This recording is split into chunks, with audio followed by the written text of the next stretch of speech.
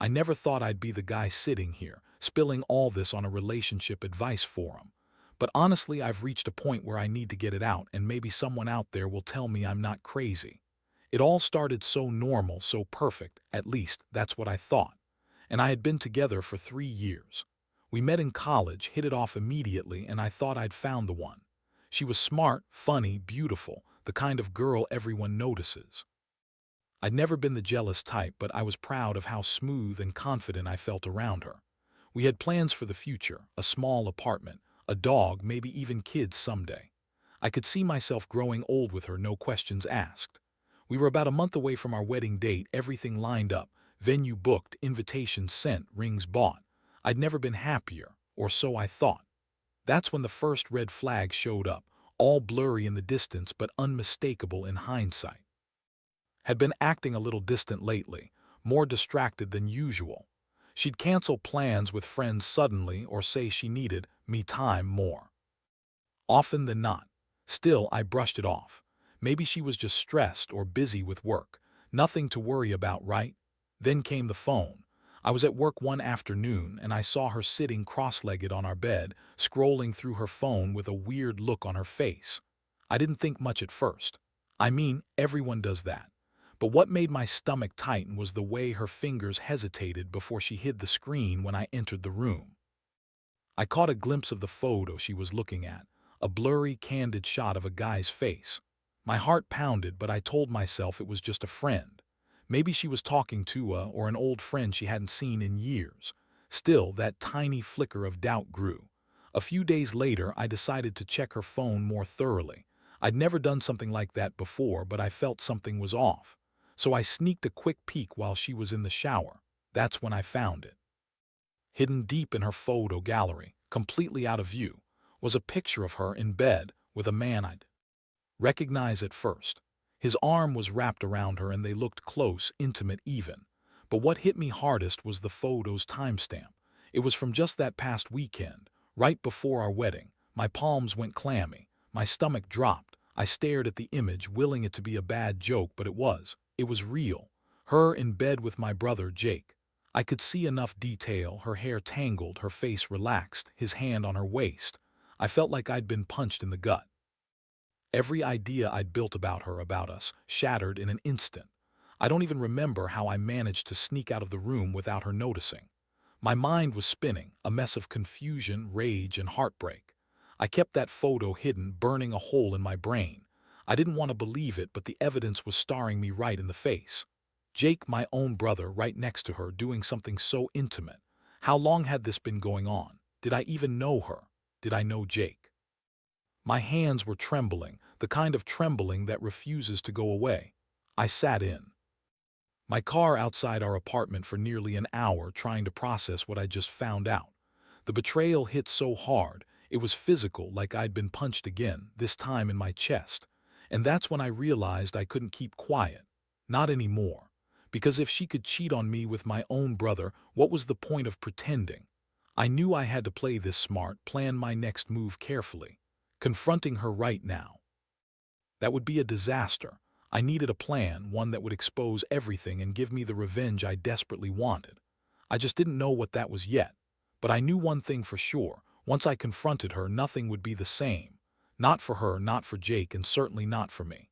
I spent the next few days like I was walking through fog. Every time I felt a knot tighten somewhere deep in my stomach. I'd catch her glance and I'd see the flicker of guilt, or was it fear? Either way, she was starting to crack. I knew I had to act, but I also knew I had to be careful. This was a typical fight. This wasn't something I could yell my way out of or let her dismiss. This was betrayal on a level I'd never even considered possible. One morning, I woke up with a plan brewing.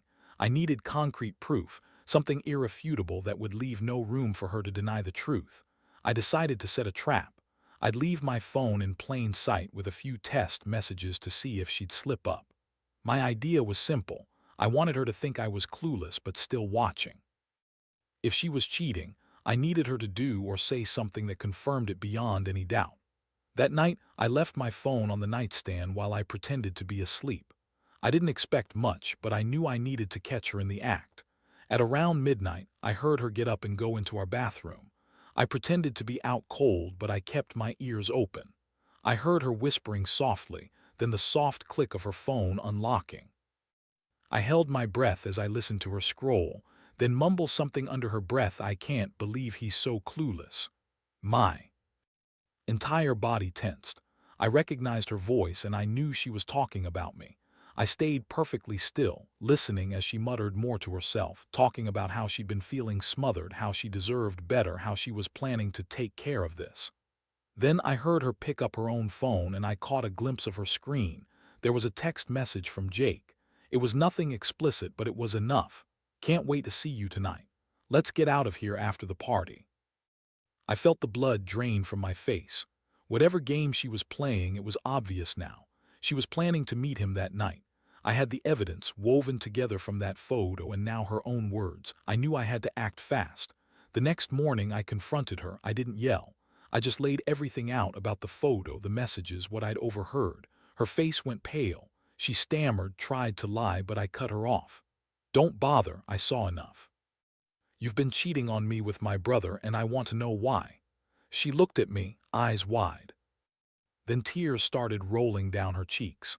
It was a mistake. I didn't mean for it to happen. I was confused and Jake, I don't know what came over us. I wanted to scream. Instead, I kept my voice cold. A mistake, that's what you call it after 3 years, and with Jake, I pointed at the phone. I think you need to see that, this picture, it's real, and those messages, that's you planning to meet him tonight.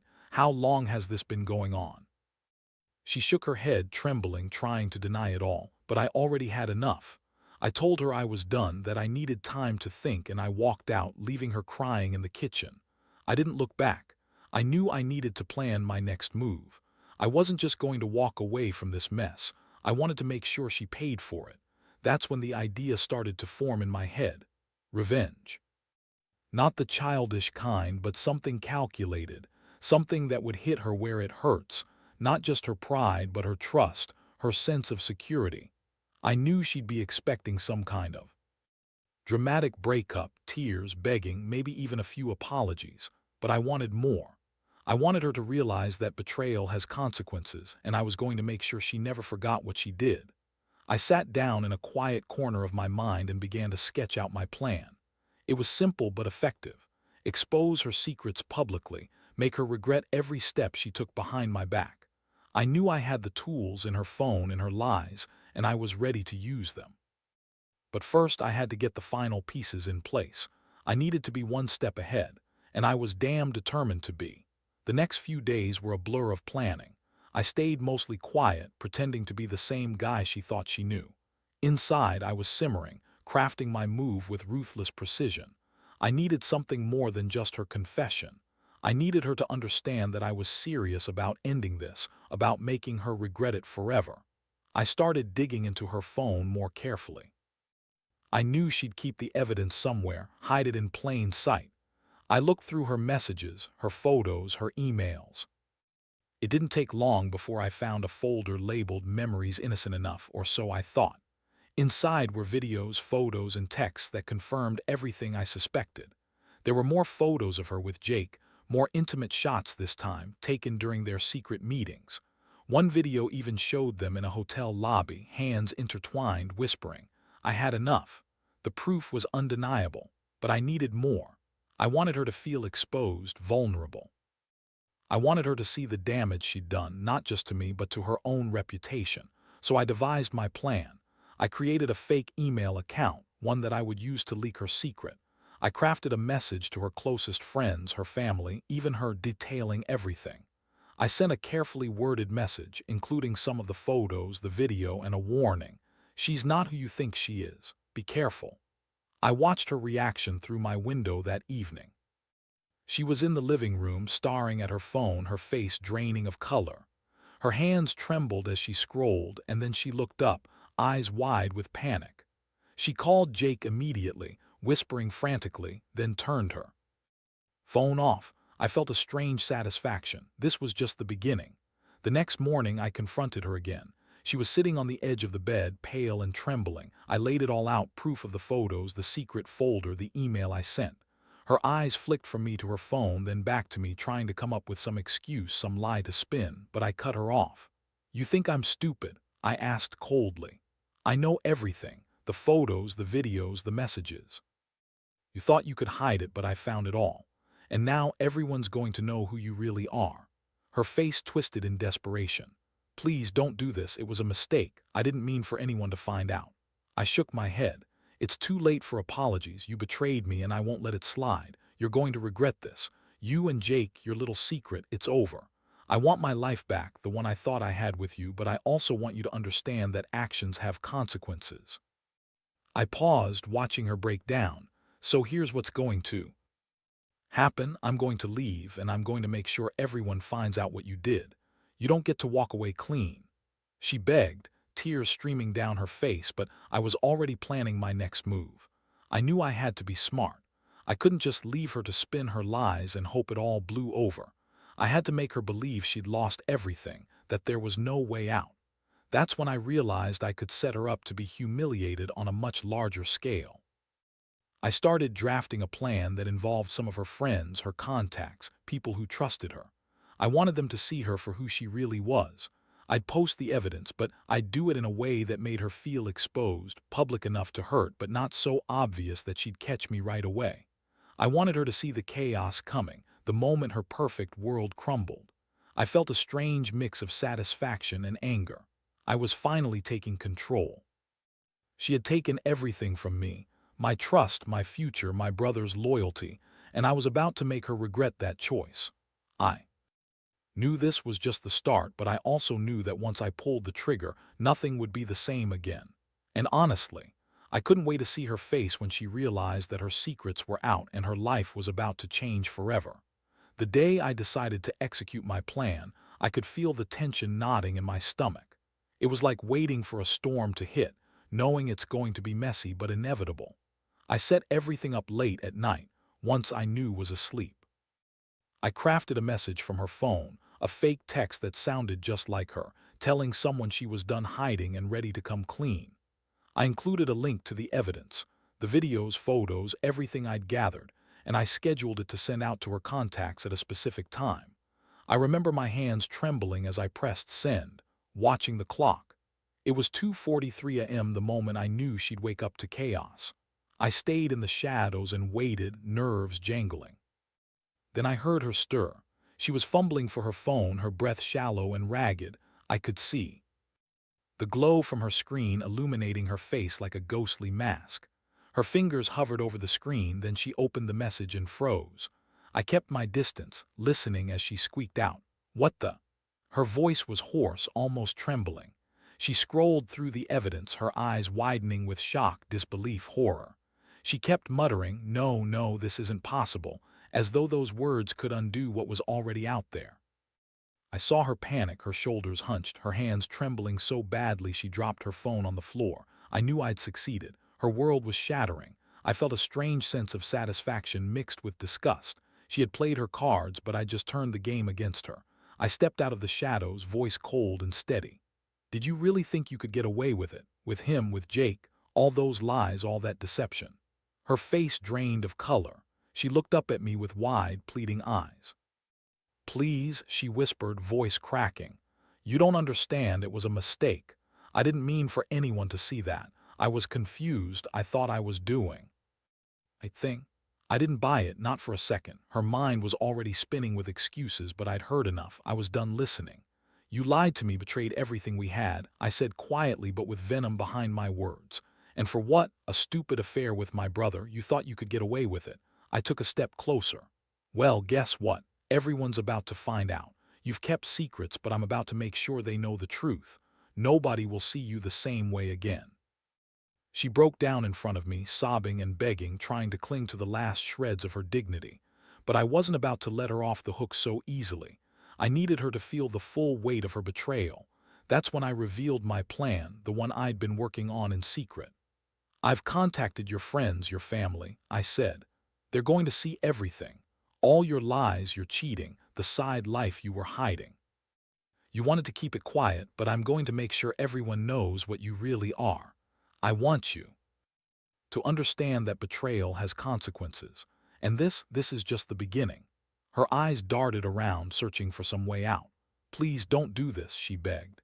It was just a mistake, I swear. No, I cut her off sharply. It's over. You made your choice and now you're going to face the consequences. You thought you could cheat and get away with it. You thought I'd never find out. Well, I did. And I'm going to make sure that everyone else finds out too. I watched her crumble under my words. The tears streamed down her face, her trembling getting worse. I felt nothing but cold satisfaction. For the first time since I'd found out, I had a real plan, something precise, something that would make her regret her actions for the rest of her life. I handed her a tissue, but my grip was tight. "This isn't over," I said softly. "You can try to spin stories, but the truth is out now, and everyone will see who you really are." She looked at me with pleading eyes, but I was already turning away, knowing that this was just the start. The real fallout was coming, and I was ready for it. Over the next few days, I watched everything unfold exactly how I envisioned, but with even more impact than I expected. I got a few messages from some of her friends, worried and confused, asking what was going on. I kept my tone cold and distant, telling them I'd discovered some unsettling truths and that they'd better hear it from her. I wanted her to feel the full weight of her lies, and I knew exposing her publicly would do just that. Meanwhile, I prepared the final move. I wanted her to understand that her actions had consequences, not just in some vague, emotional way, but real, tangible damage. I had already sent the evidence to her close friends and family, and I carefully monitored their reactions. Some were stunned, others angry, but all of them now saw her for what she was, a woman who'd betrayed her with his brother, all behind his back. One afternoon, I knocked on her door, the evidence spread out in my mind like a blueprint of her downfall. She was sitting on the couch, staring blankly at her phone. Her face was pale, eyes red, but I could see the flicker of realization in her gaze. She knew what was coming. I stepped inside, closed the door behind me, and looked her straight in the eye. "You think this is going away?" I asked, voice steady but icy.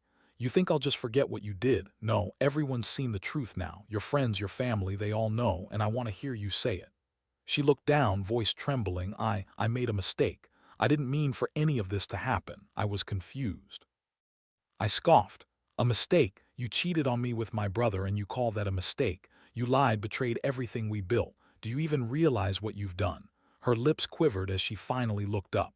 "I was lonely. I thought it was over between us. I thought I could fix it. I didn't want to hurt you, but I was so stupid." I clenched my fists, blood pounding in my ears. "You didn't want to hurt me, huh? That's bullshit. You did it because you didn't care. You wanted what Jake could give you: attention, excitement, some sick thrill. And now you're scared because everyone knows. Good, you deserve that." Her tears spilled over and she whispered, "Please, I'm sorry." I shook my head. "Sorry doesn't fix this. Sorry doesn't undo what you did. You want to know what my revenge is?